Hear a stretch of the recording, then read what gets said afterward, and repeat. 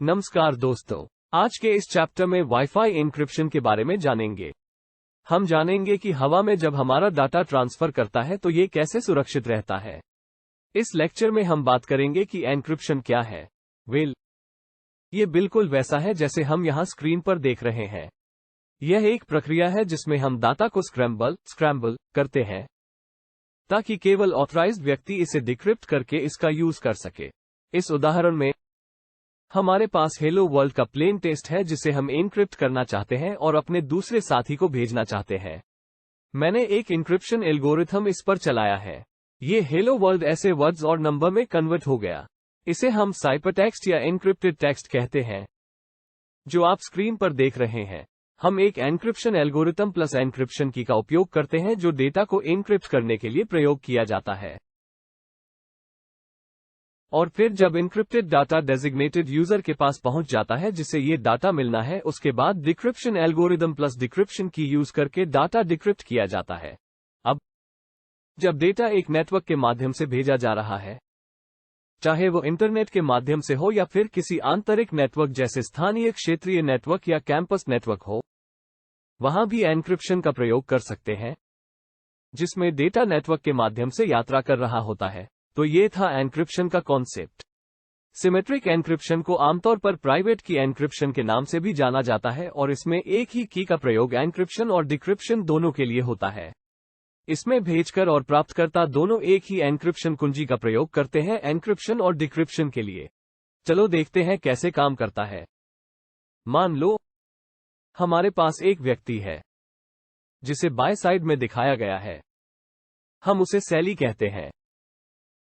उसके पास एक plain text संदेश है और वो उसे बॉब को भेजना चाहती है, लेकिन पहले उसे इसे एन्क्रिप्ट करना होगा क्योंकि यह नेटवर्क के माध्यम से जा रहा है।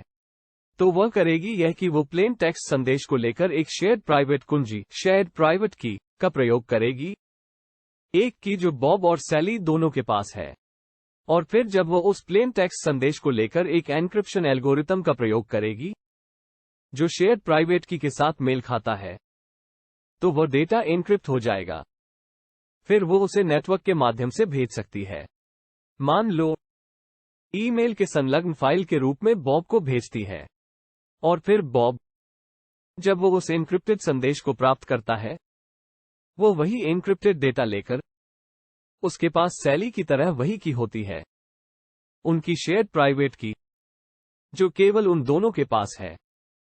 वो उस की का प्रयोग करके डेटा को डिक्रिप्ट करता है जो सैली ने एन्क्रिप्शन एल्गोरिथम के साथ एन्क्रिप्ट किया था, और फिर वो प्लेन टेक्स्ट संदेश देख सकता है।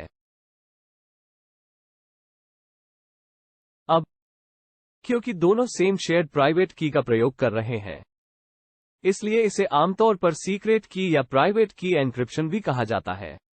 लेकिन सिमेट्रिक एन्क्रिप्शन की एक समस्या यह है कि कीज को कैसे शेयर करना है। सैली उसको अपने कंप्यूटर से बॉब के पास कैसे पहुंचाएगी, खासकर अगर वे दोनों एक ही ऑफिस में नहीं हैं। तो इस काम के लिए आमतौर पर एसिमेट्रिक एन्क्रिप्शन का प्रयोग होता है ताकि शेयर्ड प्राइवेट की को शेयर किया जा सके। आपको इन्हें दूसरों के साथ शेयर नहीं करना है और दूसरे लोगों को उनका एक्सेस नहीं मिलना चाहिए। तो इसे शेयर करने का एक सामान्य तरीका है एसिमेट्रिक एन्क्रिप्शन। एसिमेट्रिक एन्क्रिप्शन के लिए अलग वीडियो बनाऊंगा। एन्क्रिप्शन सिक्योरिटी प्रोटोकॉल जैसे SSL, IPsec में बहुत सी चीजें कंसिडर होती है, जैसे डाटा को गुप्त रखने के लिए साइफरटेक्स्ट में कन्वर्ट करना पड़ता है, इंटीग्रिटी के लिए हैशिंग यूज होता है, ऑथेंटिकेशन मैकेनिज्म भी यूज होता है। ये सारे फीचर्स को मिलाकर एक एन्क्रिप्शन सिक्योरिटी प्रोटोकॉल बनता है। आप जो भी डाटा भेज रहे हैं वो डाटा सिक्योर रहे, उसके लिए 3 चीजों का ख्याल रखा जाता है: कॉन्फिडेंशियलिटी, इंटीग्रिटी और ऑथेंटिकेशन। चलो समझते हैं कॉन्फिडेंशियलिटी क्या है। आप जो डाटा भेज रहे हैं उसे जब एन्क्रिप्ट कर दिया जाता है तो कोई नहीं पढ़ सकता सिवाय वो यूजर जो भेज रहा है और वो यूजर जो पढ़ना चाहता है, यानी जिसके पास डाटा जा रहा है। इसका मतलब एन्क्रिप्टेड डाटा को डिक्रिप्ट करना एक अटैकर के लिए इतना आसान नहीं होता, क्योंकि इसमें कॉम्प्लेक्स एल्गोरिदम रन होता है। जैसे शैली ने एक डाटा को एन्क्रिप्ट किया और उसे भेजा, बॉब ने उसे डिक्रिप्ट किया और वो डाटा रीड कर सकता है। यही कॉन्फिडेंशियलिटी होता है। अब चलते हैं इंटीग्रिटी की तरफ। इंटीग्रिटी में इस बात का ध्यान रखा जाता है कि डाटा सही सलामत दूसरे यूजर को पहुंचे। इसके लिए एक हैशिंग एल्गोरिदम रन होता है। ये पूरे डाटा को एस करके उसका वैल्यू डाटा के आखिरी पार्ट पर अटैच कर लेता है। बाद में जब ये डेस्टिनेशन को पहुंचता है, सेम हैशिंग एल्गोरिदम फिर से डाटा पर यूज होता है और उसका वैल्यू भेजे गए हैश से मैच कराया जाता है। अगर दोनों बराबर होता है तो डाटा मैनिपुलेट नहीं हुआ है, ये कंफर्म होता है। ऑथेंटिकेशन वह जरिया है जिसमें वैलिड यूजर अपनी पहचान बताता है, एग्जाम्पल पासवर्ड डालकर। आपको कॉन्फिडेंशियलिटी और इंटीग्रिटी और ऑथेंटिकेशन का कॉन्सेप्ट समझ आ गया होगा। वायरलेस नेटवर्क डाटा एन्क्रिप्शन के लिए विभिन्न प्रोटोकॉल को यूज करता है। दो सबसे आम तरीके हैं, वो है वेब wireless equivalent privacy, wifi protected access, WPA। WEP wired equivalent privacy एक पुरानी वायरलेस नेटवर्क सुरक्षा प्रोटोकॉल था जिसका उपयोग वायरलेस नेटवर्क्स के डेटा को सुरक्षित बनाने के लिए किया जाता था। हालांकि WEP का उपयोग अब बहुत कम होता है और यह असुरक्षित माना जाता है। इसकी आवश्यकता पूर्णतः निष्क्रिय हो चुकी है। WEP में स्ट्रीम साइफर RC4 कॉन्फिडेंशियलिटी के लिए यूज होता है। ऑथेंटिकेशन के लिए WEP में ओपन सिस्टम ऑथेंटिकेशन और शेयर की ऑथेंटिकेशन यूज होता है, मगर ये दोनों ऑथेंटिकेशन टेक्निक कमजोर सिक्योरिटी प्रोवाइड करता है। इसको ओवरकम करने के लिए WPA और WPA2 यूज होता है। अभी ज्यादातर WPA2 यूज हो रहा है। WPA3 भी आ गया है। WEP कहीं भी यूज नहीं हो रहा है।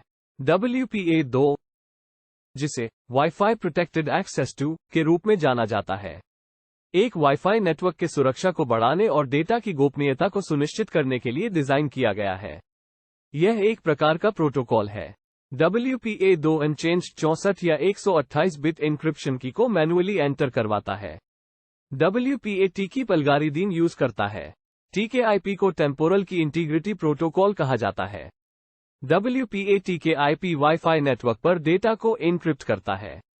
इसमें RC4 एन्क्रिप्शन एल्गोरिदम का उपयोग होता है, जो कि WEP के एन्क्रिप्शन की तुलना में अधिक सुरक्षित होता है।